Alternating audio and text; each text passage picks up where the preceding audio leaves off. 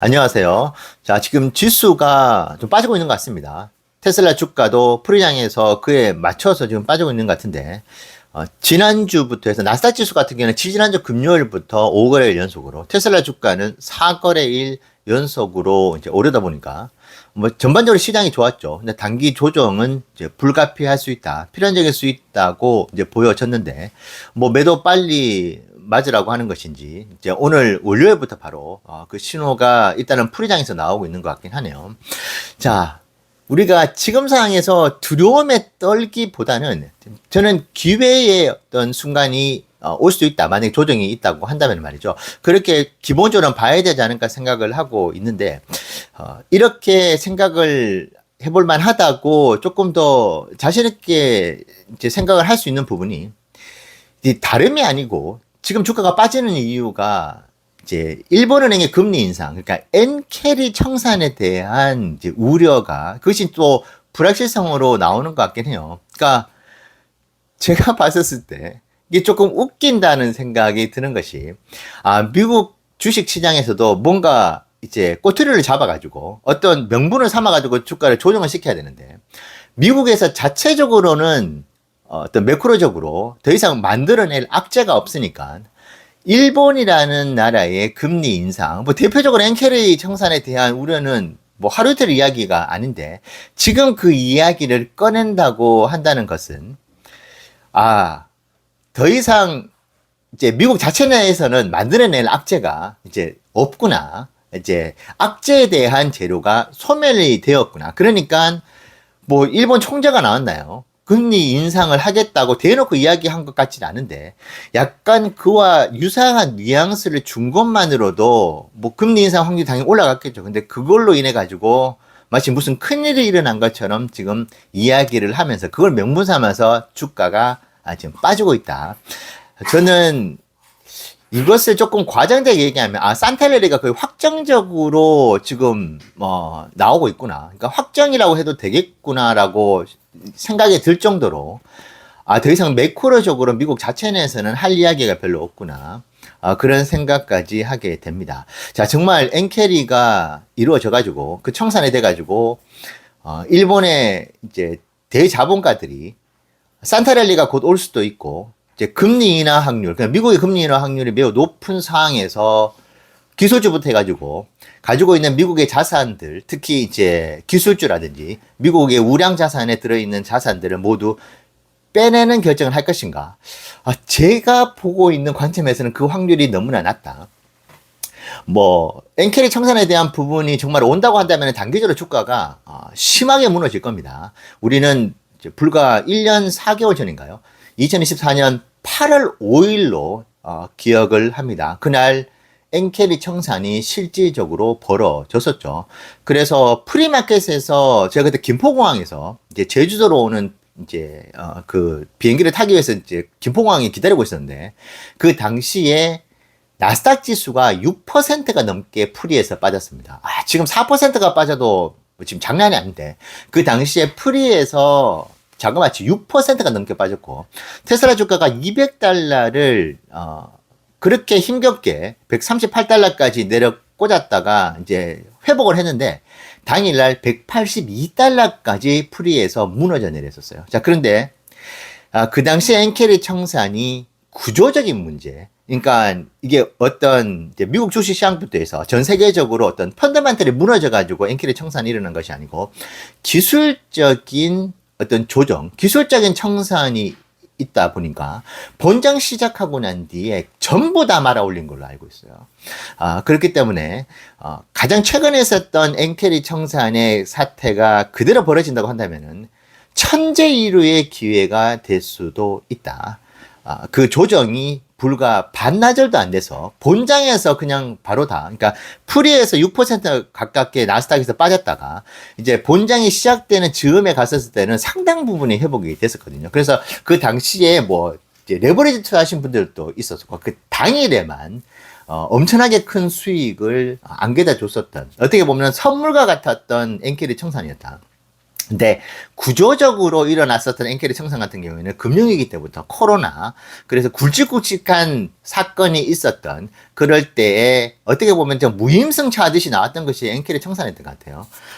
그런 상황이었는데 지금 과연 그러면은 코로나라든지 금융위기라든지 그런 엄청난 펀더멘탈의 위기가 오고 있는 상황에서 지금 우리가 그런 시대를 맞이하려고 하는 것일까? 저는 그렇게 생각을 하지 않거든요. 그래서 지금 일본의 금리 인상에 대한 이야기, 이 이야기 하나만을 가지고 이것이 오히려 유리하다.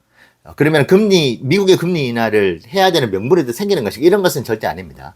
그래서 엔캐리 청산이 엔캐리에 대한 부분이 이슈가 되는 것은 당연히 리스크하는 부분이 있겠지만 이 부분들은 매우 단기적으로 끝날 가능성이 높은 것이고, 도저히 나올 이야기가 없으니까 이제 하다못해 이거라도 꺼내가지고 주가를 조정을 시켜야 되겠네 하는 그걸로밖에 이제 안 보이는 것이고, 일본의 금리 인상을 단행한다고 해가지고 미국의 금리 인하에 대한 확률이 낮아진다거나 이러지는 않을 것이라고 보고 있고요. 일본은 기본적으로 여러 가지 이제 저성장에 대한 부분들, 이제 임금에 대한 부분들이 너무 낮다. 이런 부분에 인해 가지고 금리를 올리는 여러 가지 이제 미국과는 전혀 다른 메커니즘을 가지고 금리 인상을 시키는 것이고, 미국 같은 경우에는 철저하게 지금은 고용만을 바라본다고 했잖아요. 인플레이션에 대한 부분들보다도 고용이 어떠냐에 따라 가지고 금리 인상 인하를 결정하겠다고 하는 것이기 때문에 일본의 금리 인상이 미국 경제에 직격탄을 날린다거나 이러기에는 지금 구조적으로는 그럴 가능성이 매우 낮다.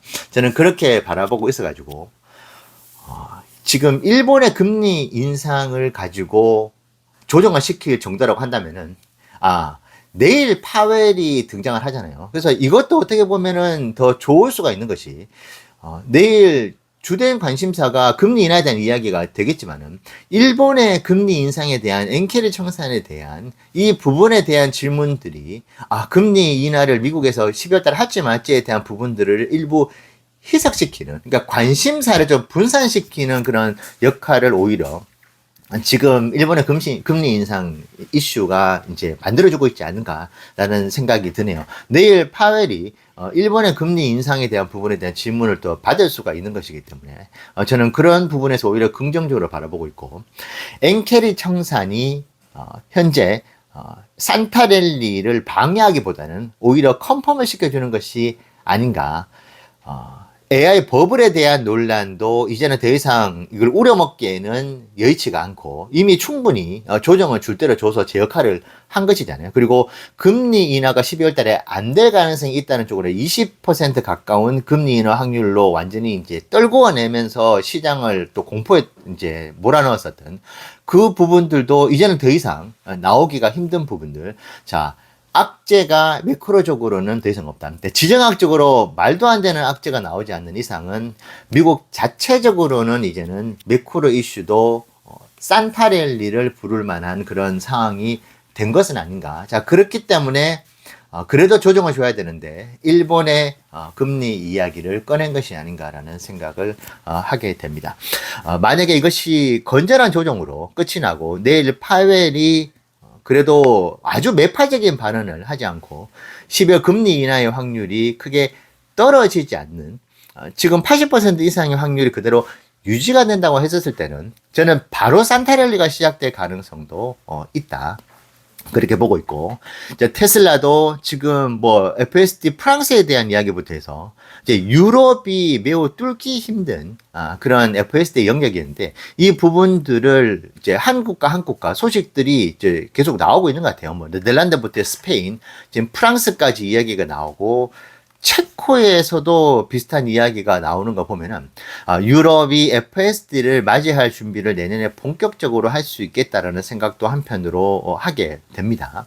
그래서 지금 FSD에 대한 이야기가 하나의 좀 트리거가 될 가능성도 있는 것이고, 거기에 이제 로보택시 사업에 대한 이야기가 나오게 된다면은 매크로 환경에 대한 이슈가 거의 사라지고 있는 상황에서 테슬라가 자체 펀더멘탈을 계속 강화시키는 쪽의 이야기들, 지금 그런 이야기들을 꺼낼 수 있을 만한 게 많은 것 같아요. 저 옵티머스의 이야기들도 지금 스물스물 조금 나오기 시작하는 것 같긴 합니다. 물론 이제 12월이 거래 기준으로 한 20일 정도 좀 이제 크리스마스도 있고 하기 때문에 엄청나게 많은 시간이 남아 있는 것 같지는 않겠지만은, 그리고 또 임팩트 있는 호재들이 나온다고 한다면은 매크로적으로는 산타랠리가 일본의 금리 인상 이야기까지 나오면서 흔들 그런 정도밖에 지금 악재가 없다고 한다면은 산타랠리를 한번 우리가 기대를 해봐도 되지 않을까. 그 가능성을 저는 오히려 일본의 이 엔켈의 청산에 대한 우려가 나오니까 더 가능성이 높아 보인다. 오히려 좀 역설적으로 그렇게 말씀드려보고 싶네요. 그래서 오늘 제 와이프하고 이야기를 해서 이런 상황에서 그냥 우리가 가만히 있을 필요는 없다. 그래서 아마 한 주든 두 주든 세 주든 테슬라 주식을 오늘 모아가려고 합니다. 오늘 단기적으로 더 이제 시장에 충격을 주면서 빠진다 하더라도 내일도 더 빠질 수가 있겠죠. 하지만 오히려 결국은 이것이 기회가 될 것이라고 생각을 하고 있기 때문에 오늘부터 조금씩 모아가는 투자 또 시작해 보도록 하겠습니다. 네, 여러분들 투자에 좋은 참고 되시면 좋겠습니다. 감사합니다.